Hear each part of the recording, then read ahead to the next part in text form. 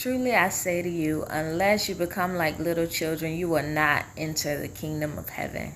That comes from Matthew 18:3. Yesterday, I shared how I don't like my singing voice, and that reminded me of a journal that I had written some time ago. So I had to flip through all of my journals and find it. And it was written on Sunday, January 31st, 2021. The time was 10:32 p.m. So I'll read it now. It says, tonight I watched Pastor Jerry Flowers' sermon, Keep That Same Energy, which is part 9 of the World Changer series.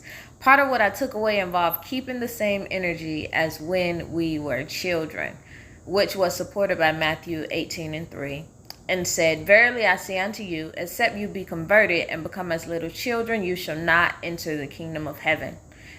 Interactions with children always give me insight and revelation for this verse. But what about my own childhood? My grandma always tells the story of when I cried because I wanted to go to Jesus' house. Just before it was time to go to church, I had an accident that resulted in me having a gash near my eye that would require stitches. Instead of me leaving on the church van when it arrived, I would need to stay behind and wait for my mama to transport me to the hospital. Grandma says she tried to avoid me even seeing the van, but somehow I wound up outside waiting with everybody else. When it came time for them to go, and she told me I couldn't, she says I stood there with my purse on my hip crying, I want to go to Jesus' house. I want to go to Jesus' house. A little child, eager, yearning to get in the presence of the Lord. This is a posture I want to keep. Something else my grandma always reflects on is my sister and I singing as little girls in church.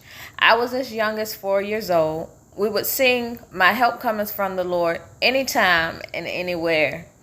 We'd sing on cue, LOL, and key. I asked grandma in my adulthood if they were just gassing us up because we were little kids. She said, no, y'all really sounded good. I wouldn't just say that either. In the last few years or so, I've developed a dislike for the sound of my own singing voice. I'm sure that's what the enemy wants. And my sister has the most amazing voice, but she is scared out of her mind to sing in front of people. Lord, except we be converted and become like children again, singing to the glory of the Lord with the boldness, anointing the heart he desires. I'm praying and believing that one day and one day soon we will sing together again. If only we would look to the hills from whence cometh our help, rather than the obstacles the enemy has put in our way by corrupting our thinking. Lord, deliver us both from the spirits of fear and doubt. For you have created us to release a sound in the earth, to give you glory and to bless your people. Help